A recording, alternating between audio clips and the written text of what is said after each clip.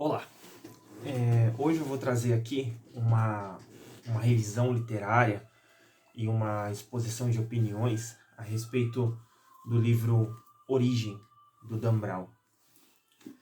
No primeiro momento eu quero dizer que isso aqui não é um vídeo de recomendação literária, tá?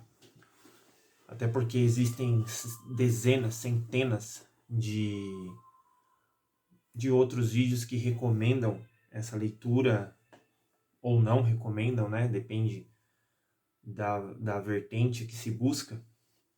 Então aqui a minha proposta é fazer o segundo passo, que é a conversa a respeito do livro, a respeito dos personagens, a respeito do enredo, do desenrolar, de curiosidades e de, quem sabe, até erros na construção tanto da história quanto da argumentação. Então, novamente, não é um livro de recomendação, é um livro para o segundo passo. É um livro para quem já leu, mas talvez o intuito principal desse livro seja um registro meu mesmo, a respeito das minhas leituras, para futuramente consultar, né, para rever, porque conforme o tempo vai passando, a nossa memória vai falhando, e é ruim ter a experiência de ler um livro e com o tempo ir perdendo esse registro, né? Então, o primeiro passo é a recordação só. E depois, uma conversa, se for o caso. Então vamos lá. O livro Origem, do Dan Brown, é o sétimo livro do autor, o quinto livro onde o protagonista é o professor de simbologia de Harvard, o Robert Langdon. E vamos lá, né? Existem duas possibilidades para o leitor desse livro aqui. O primeiro é o mais comum, eu acredito, que é do leitor já ser iniciado nas obras do Dan Brown, principalmente aquelas onde o Robert Langdon é protagonista. No caso, o Código da Vinci, Anjos e Demônios, Inferno, o Símbolo Perdido e agora A Origem. Agora eu digo por ser o último, né? Porque esse livro foi lançado em 2017 e a minha leitura desse conteúdo foi apenas em 2021, presente ano agora. O que a gente tem a dizer? Imaginando que seja o caso do leitor já acostumado com a literatura do Dan Brown. É que não vai haver muita surpresa. De todos os livros, eu acho que é o mais decepcionante em termos de expectativa, porque, novamente, se você já é acostumado com a receita do Dan Brown, você não vai ter nada, absolutamente nada de novo. Vai ser a repetição de uma fórmula, e isso a gente vai conversar um pouco mais pra frente. Agora, se você nunca leu nada do Dan Brown, se esse é o primeiro contato que você está tendo com o conteúdo dele, você vai ficar surpreso. Você vai achar bacana, você vai achar que é um livro cheio de reviravoltas, um livro bastante dinâmico, um livro com teorias de conspiração. Então, se você está tendo o primeiro contato com Dan Brown através de Origem, você é capaz de dizer até que é o melhor livro que você já leu. E seguramente você vai ir atrás dos outros livros do Dan Brown, esses que eu já falei, e daí você vai perceber que é uma fórmula batida. Isso não necessariamente é uma crítica ao autor, todos os autores têm uma receita, mas a do Dan Brown, por ele fazer muito sucesso, não só no Brasil como no mundo inteiro, a fórmula acaba ficando conhecida. Se você se atentar para outros autores, como o próprio Jorge Amado, como talvez o Tom Clancy falando de literatura americana, o Stephen King, você vai perceber também que tem uma receita. Só que esses autores, numericamente, eles não são tão populares quanto o Dan Brown, vamos dizer assim. Mas vamos ao enredo. Novamente, eu estou falando aqui para quem já leu, certo? Então, se você não leu, se você não quer saber de como que a história se desenrola, é melhor você parar, ler o livro, depois, se você quiser, você volta para a gente conversar.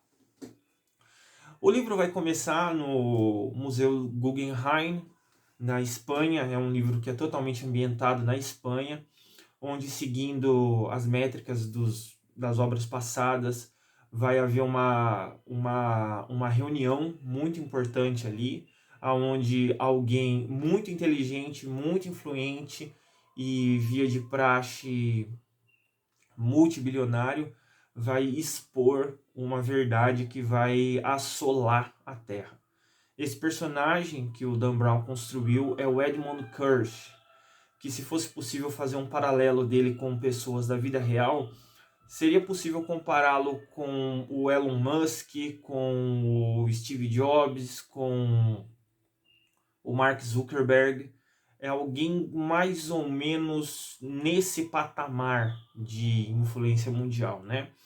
E daí ele vai fazer uma revelação, ele não fala o que é, ele junta essas centenas de pessoas para dizer o que é. Só que o livro vai dando pistas do cerne da questão. Que muito possivelmente é uma revelação que vai abalar as estruturas da igreja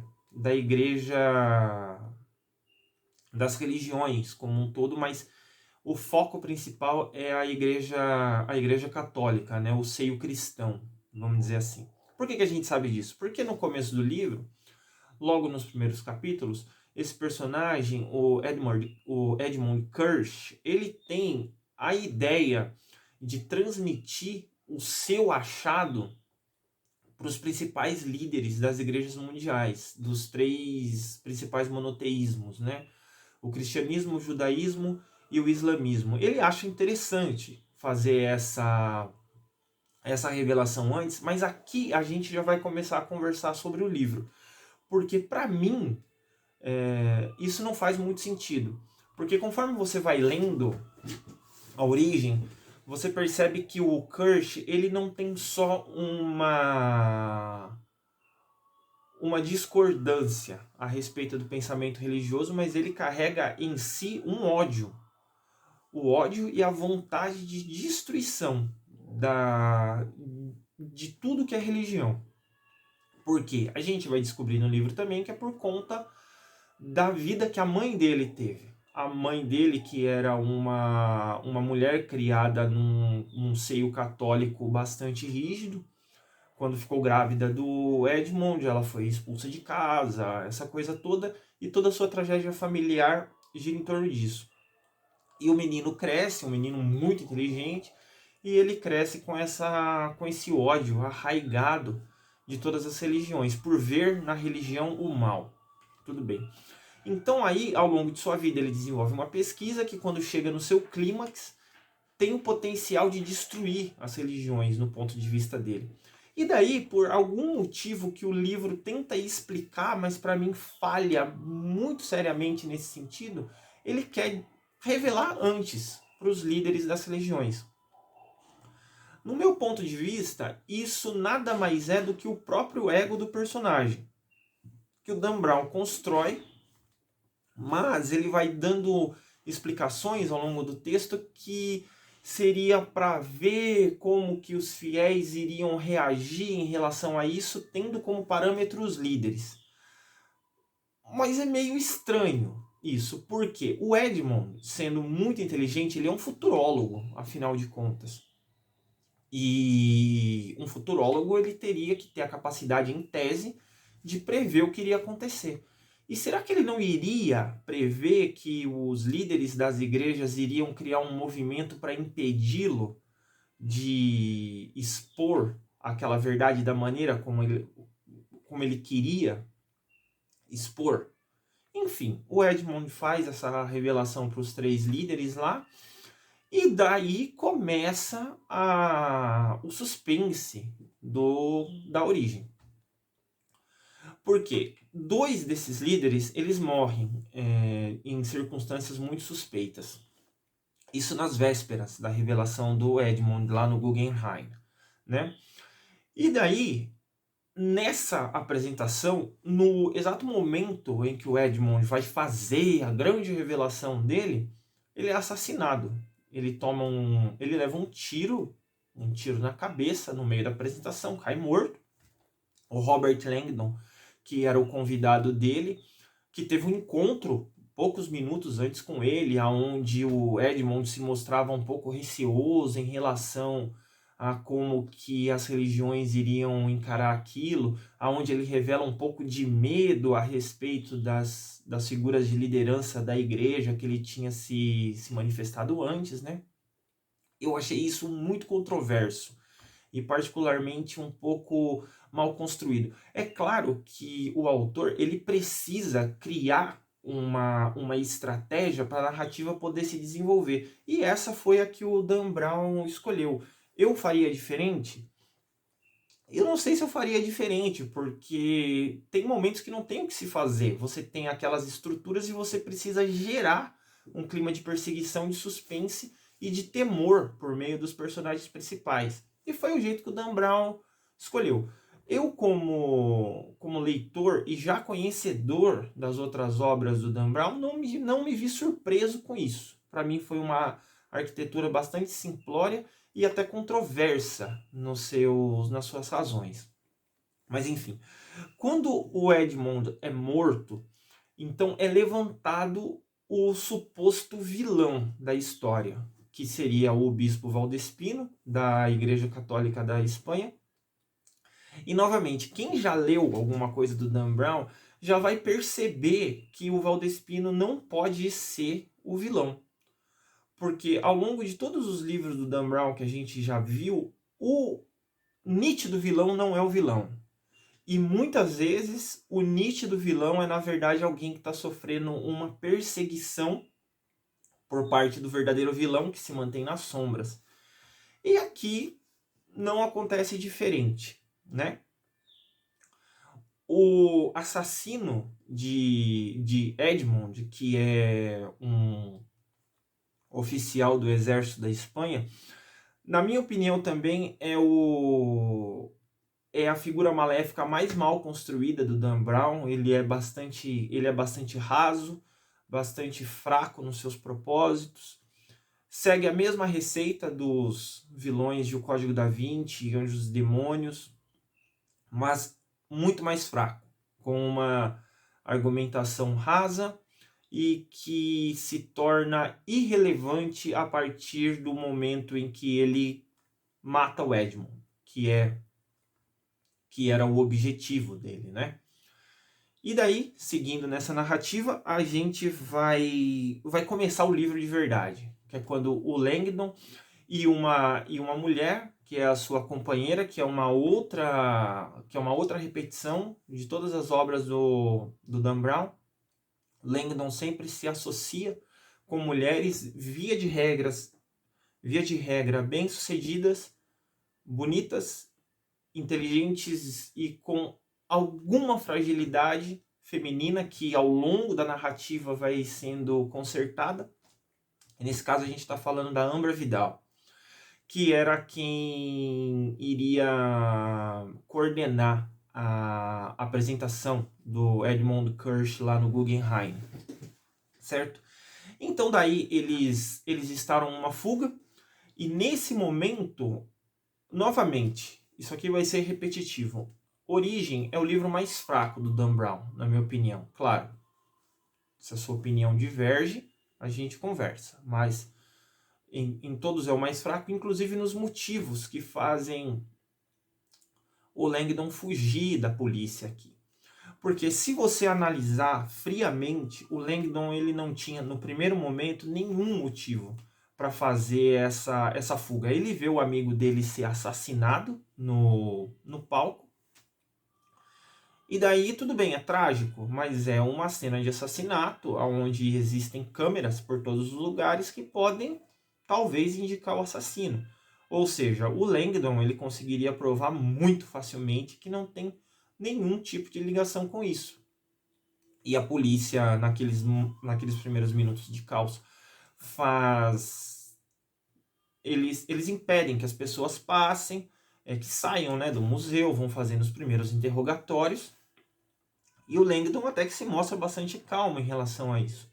Só que a Amber Vidal, que já tinha falado com o Langdon pouquíssimo antes, chega e conversa com ele que possivelmente o assassino do Kirsch entrou no Guggenheim para essa exposição por autorização dela.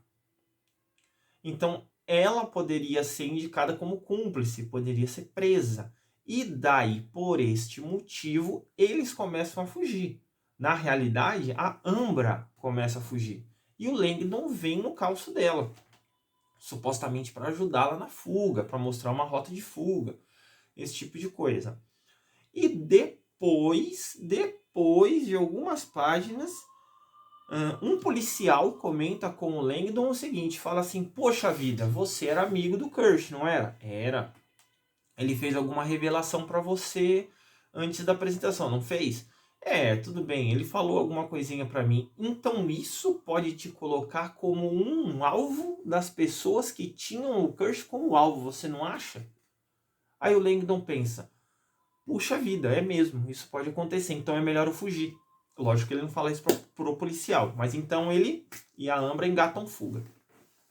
Essa fuga, que é bem mais simples do que as outras fugas que a gente vai ver nos livros do Dan Brown, envolve o quê? Eles vão até um aeroporto, pegam um jato do Kirsch, voam até Madrid. Lá em Madrid eles vão na casa do Kirsch, que é que fica na Casa Milá, né?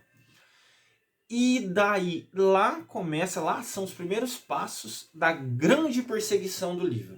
A grande perseguição do livro é descobrir uma senha de 47 letras, que seria a chave para ter acesso a uma espécie de backup dessa apresentação do Kirsch. Ele tinha falado isso para Ambra antes da apresentação, porque ela tinha levado um questionamento de que e se você tivesse sido impedido, se você não conseguisse fazer essa revelação?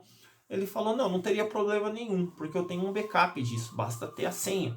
E daí ele comenta com ela que é uma senha enorme, mas é um poema que ele sabe de cabeça, então não teria risco nenhum, ele sempre ia acertar. Lembrando disso, ela comenta com o Langdon, e o Langdon chega na conclusão, junto com a Ambra, de que então vamos para onde o Kirsch morava, que quem sabe lá a gente consegue descobrir essa senha e expor essa revelação para o mundo, certo? Mas aí a gente se pergunta, por que eles querem fazer isso? Porque essa busca da Ambra e do Langdon, no meu ponto de vista, não é uma fuga para ser preso. Eles não querem fugir da polícia. Eles não querem parar numa cadeia. Porque uma simples análise de tudo que aconteceu no Guggenheim iria colocá-los como não participantes do crime. Inclusive, o fato da Ambra ter deixado, de fato, o Coronel Ávila entrar, que foi o assassino do Kirsch, inclusive isso, porque ela não deixou passar a bel prazer. A falar assim, não, eu acho que você tem que entrar porque eu te acho legal. Não, não é isso. Ela recebeu uma ligação vinda do Palácio da Espanha. Ou seja, se existe algum responsável, está dentro do palácio, eu só cumpri ordens. Então, nesse momento, para mim, o motivo da fuga é fraca. Porque eles querem fugir para conseguir a senha para expor o conteúdo do Edmond. Ou seja, se a gente for fazer uma busca minuciosa nessa razão, é uma busca de honra, sabe? O cara trabalhou a vida inteira para chegar nesse objetivo, no momento que ele ia expor, ele foi assassinado. Então, nada mais justo a gente tentar sanar essa perda, deixando o mundo conhecer o que o Edmond queria que o mundo conhecesse.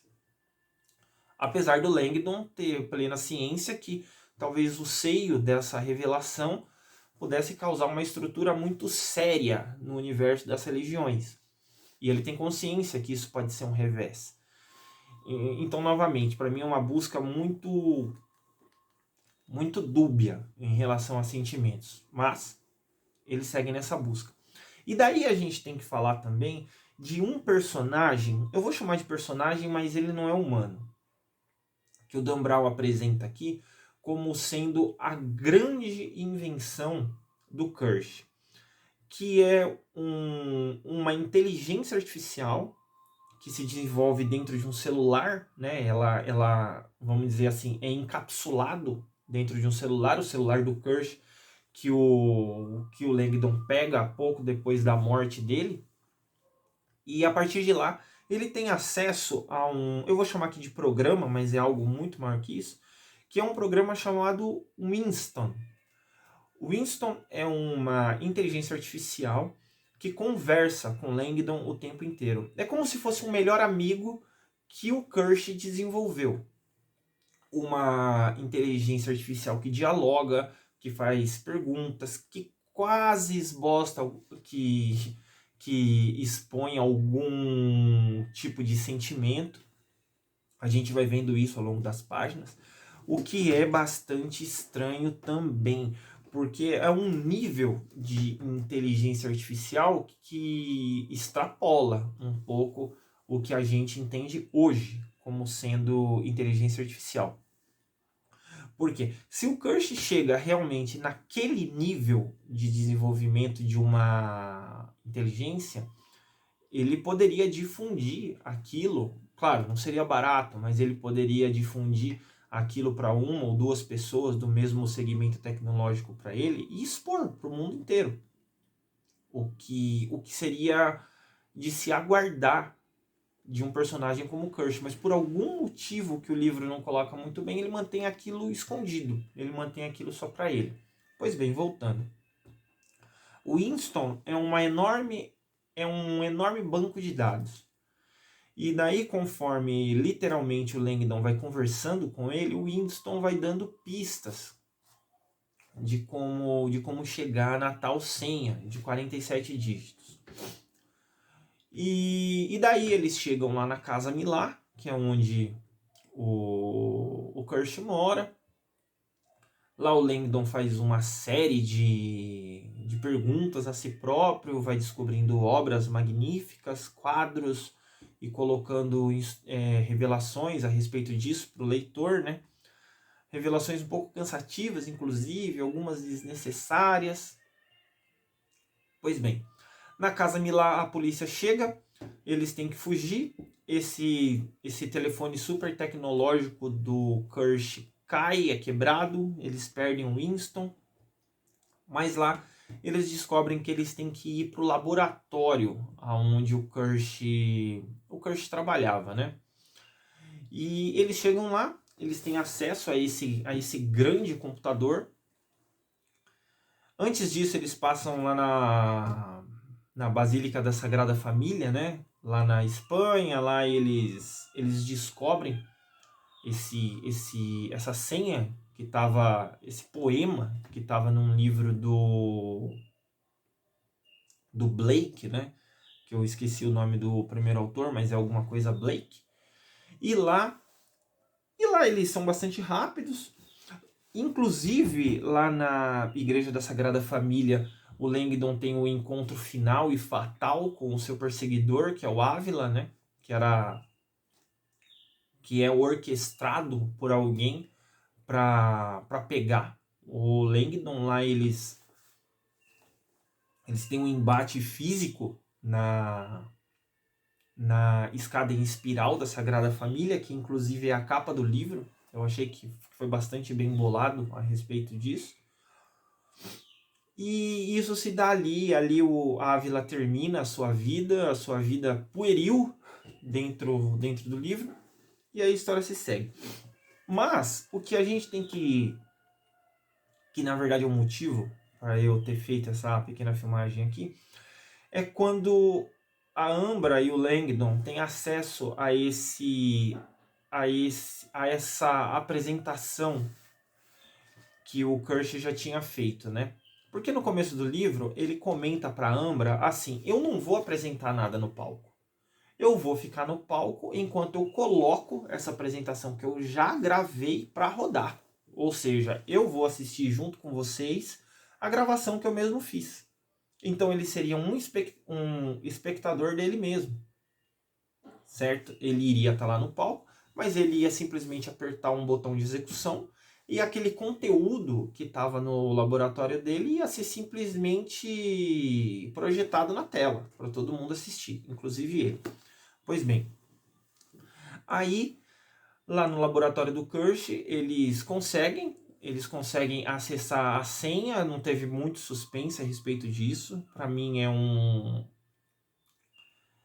é uma busca muito forte do livro, onde o livro despende muito do seu tempo nessa busca, e a execução dela é muito simples, sabe? Eles descobrem, eles colocam lá no computador, o computador funciona e é isso. E aí o Winston, que é essa inteligência artificial, ela vai alimentando ela vai alimentando as redes de internet em algo muito parecido com o que a gente poderia ter como o Wikileaks, que a gente teve esse episódio de verdade, né? E o Winston vai alimentando, vai criando aquele frenesi a respeito da revelação do Curse que vai aparecer a qualquer momento. E nisso mobiliza literalmente milhões de pessoas ao redor do mundo, vai gerando um hype, vamos dizer assim, para essa revelação. Pois bem, quando o Winston tem acesso a essa apresentação e dispara ela para a rede mundial e todo mundo assiste, a gente vai sendo colocado a par de o que era essa tão aclamada, tão perigosa e tão malfadada descoberta do Curse. Pois bem, para falar disso, a gente precisa falar da coluna cervical do livro. O livro, ele vem desde as primeiras páginas com 2 questionamentos. De onde viemos e para onde vamos? Isso é repetido centenas de vezes, tanto pelo Langdon, quanto pela Ambra, quanto pelo próprio Valdespino. E isso vai sendo repetido e a gente fica pensando nisso, né? Qual é a revelação do Curse a respeito dessas 2 questões? Lógico, são 2 questões primeiramente científicas, mas com a intenção de enfraquecer o argumento religioso.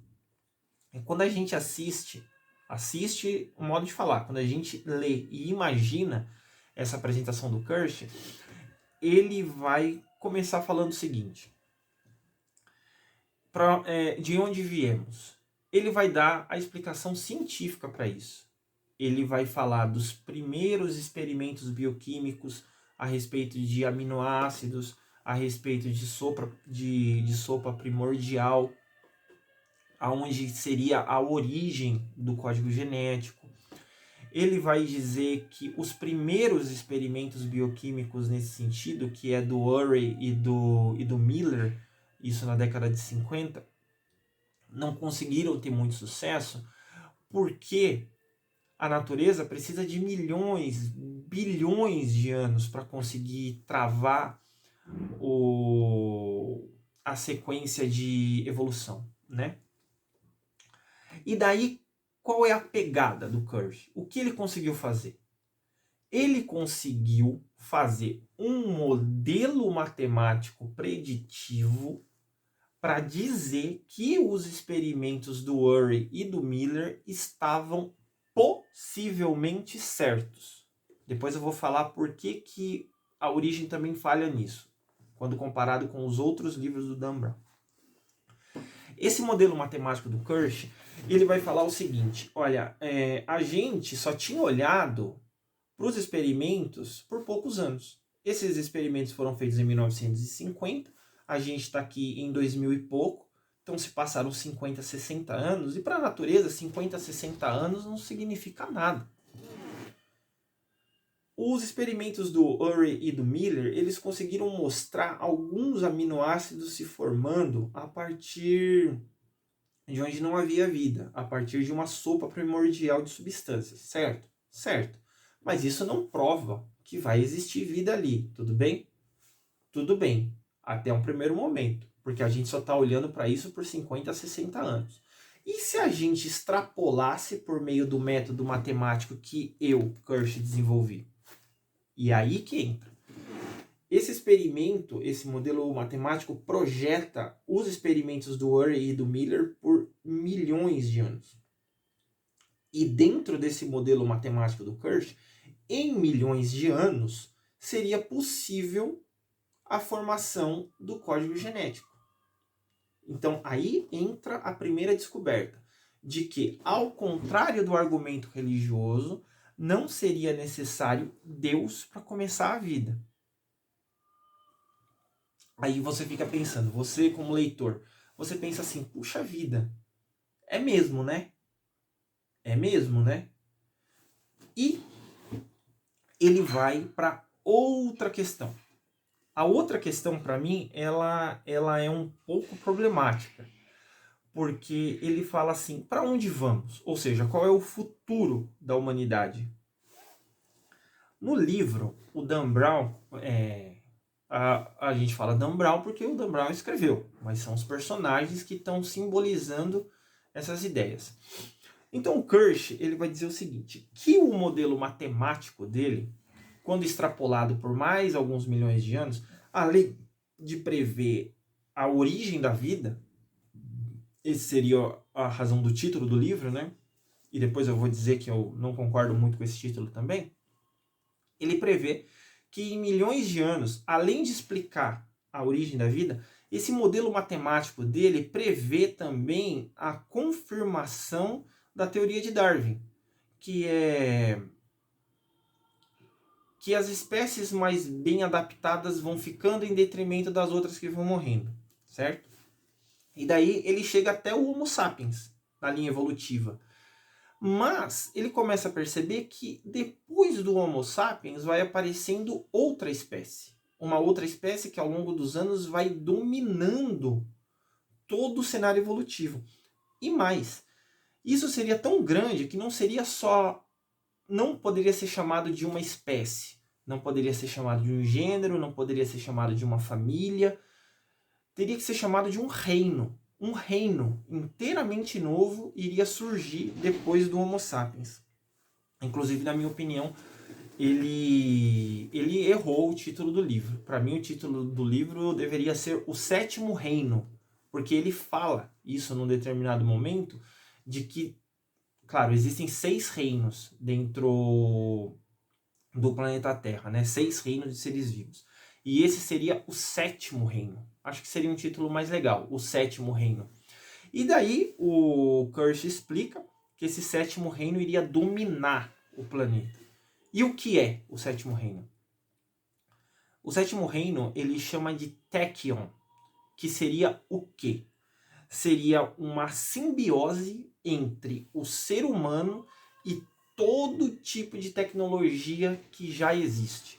Que seriam os computadores, seriam os celulares, seriam chips implantados no cérebro, seriam métodos de controle genético para o nascimento de pessoas mais bem adaptadas, vamos chamar assim, ou de pessoas livres de doenças congênitas.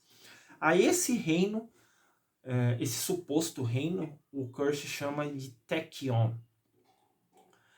Mas a minha crítica aqui vai ao que é muito complicado falar isso, porque sempre que você fala de seres vivos, você está no nível mais basal falando de código genético, falando de DNA.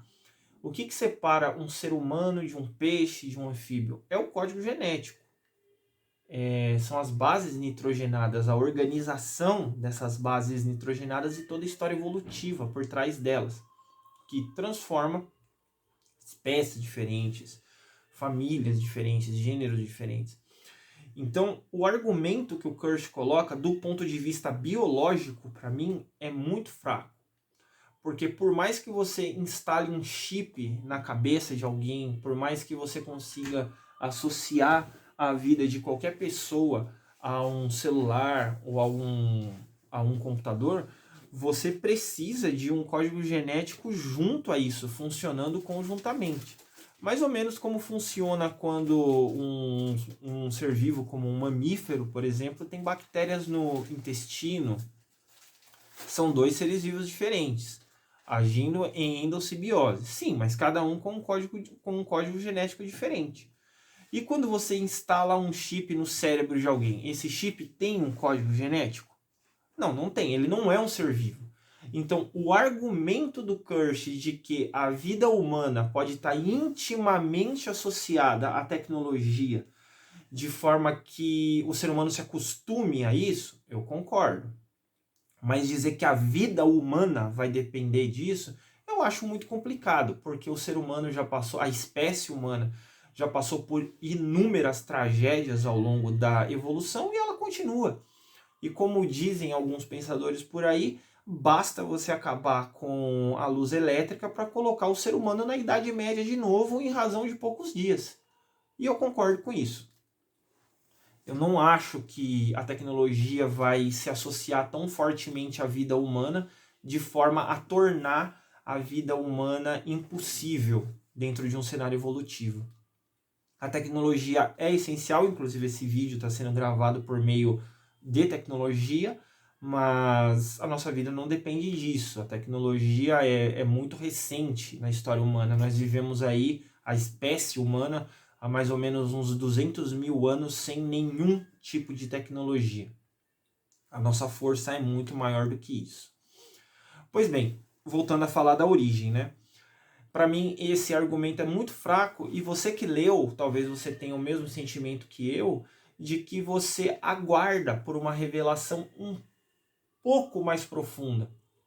Porque em nenhum momento a origem determina algo. Ela sempre coloca a possibilidade. A possibilidade do decaimento da religião, a possibilidade da ascensão desse sétimo reino. Ela não instaura nenhum tipo de verdade, ao contrário dos outros livros do Dan Brown, especialmente os dois primeiros, Código da Vinci e Anjos e Demônios, que quem leu, assim como eu, você começa a tomar alguns choques ao longo daquela leitura. Depois que você vai ficando mais velho, vai ficando um pouco mais inteirado, você vai vendo que vai havendo exageros. Mas a forma como são revelados os fatos, principalmente a respeito do universo religioso, é muito mais chocante do que Origem. E como que o livro termina? Bom, o livro termina sem nenhuma grande surpresa. O Valdespino, que é colocado como possível vilão, ele se revela sendo um pouco perseguido. Os motivos dessa perseguição, quem leu também vai achar muito fraco e estranho o argumento que é dado, onde o bispo Valdespino e o rei da Espanha, o futuro sogro da Ambra Vidal, eles teriam tido... O livro não mostra isso muito bem, mas mostra que eles têm um affair amoroso mesmo. E que o Valdespino, para tentar controlar isso na sua juventude, eles já são conhecidos há mais de 50 anos, o Valdespino entra para a Igreja Católica para tentar segurar aquele instinto amoroso dele mesmo para com o rei. O livro mostra que eles eram gays, mas nunca desenvolveram isso por uma questão moral. Isso é tratado no livro como um elenco, se fosse um teatro ou uma novela, seria um elenco de apoio, um elenco que não aparece muito, mas que precisa estar ali para a história ser construída, onde os acontecimentos centrais do livro parece não abalarem muito eles, exceto o Valdespino, porque ele sabia do que ia acontecer, mas o livro mostra que ao longo dos acontecimentos ele está um pouco a par, ele não está realmente muito importado com aquilo que está acontecendo, ele está mais importado com a saúde do rei, que além de seu amigo, é seu amor, é colocado isso no livro também. E quem é o vilão da história? O vilão da história, sem nenhum tipo de surpresa, é a inteligência artificial que o Kirsch desenvolveu, o Winston. Winston, ele tem acesso à rede de internet, ele é um super aplicativo de celular, vamos chamar assim. Uma inteligência artificial de celular. Algo muito parecido com as inteligências artificiais dos bancos hoje em dia, né, que conseguem conversar com seus clientes. O Winston é um cara que conversa com o Kirsch. Quando o Kirsch morre, ele passa a conversar com o Langdon. Pois bem, a gente vai descobrir que o Winston que instruiu o assassino do Kirsch a fazer essa execução. Por quê? Veja bem, o Winston, antes da morte do Kirsch, ele entende que o Kirsch quer o maior nível de visualização possível para sua explanação. E daí o Winston chega na conclusão que a melhor maneira de causar um hype ainda maior nessa revelação é causar a morte do seu idealizador em rede mundial. Que é o que ele trama. Ele se passa por um membro de uma seita religiosa para convencer o Ávila a entrar no Guggenheim e matar o Kirsch. E assim causar esse alvoroço. Só que existiam coisas que ficam um pouco estranhas durante a leitura.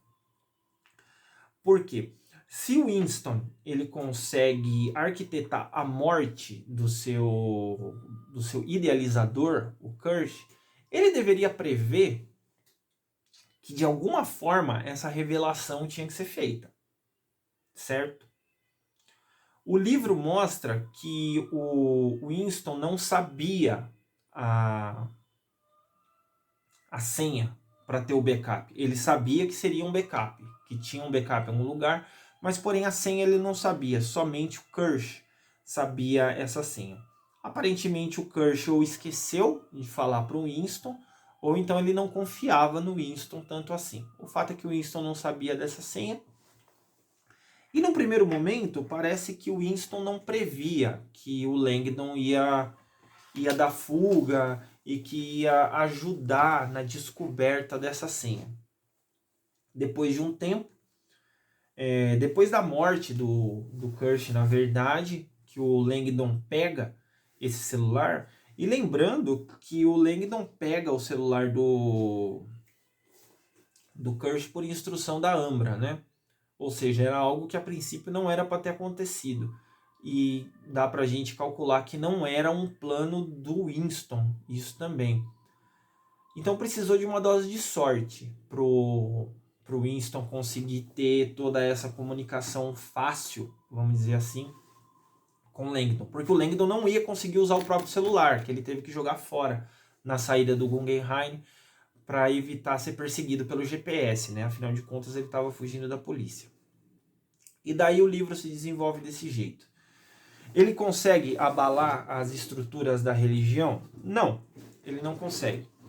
Inclusive, na própria narrativa, o Langdon fala que essa questão da sopa primordial, dos aminoácidos irem se juntando, de ao longo de milhões de anos esses aminoácidos darem origem a bases nitrogenadas que vão dar origem à vida, pode ser mais um argumento para a religião, para dizer que tudo bem, aconteceu desse jeito, mas aconteceu desse jeito porque um criador assim quis, né? E pode ser mesmo. E o livro é bastante fraco nessa questão, ele vai falar de coisas que a gente já sabia, qualquer pessoa que tenha estudado de maneira séria o ensino médio de biologia sabe dessa questão dos experimentos de Urey e de Miller. A grande pegada é o desenvolvimento matemático que o Kirsch dá, né? Ele extrapola esse experimento em milhões e milhões de anos. Então, a grande revelação do livro não é propriamente a descoberta que o Kirsch faz, mas sim o modelo matemático que ele criou. O modelo matemático que ele criou vai permitir que experimentos biológicos sejam observados milhões e milhões e milhões e milhões de anos na frente. Mas em momento nenhum você pode afirmar nada. É uma teoria, e a teoria vai precisar de tempo ou então de experimentos mais fidedignos para ser validada ou não.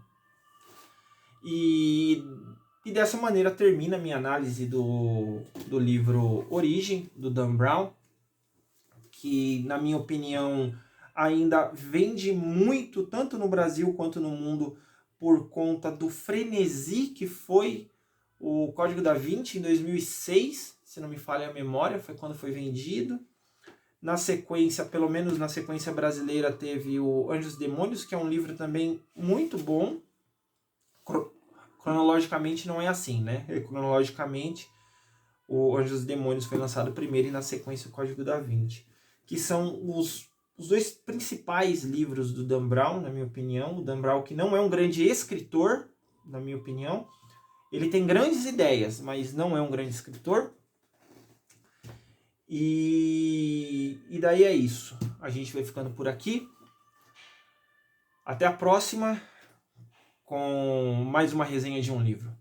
Valeu!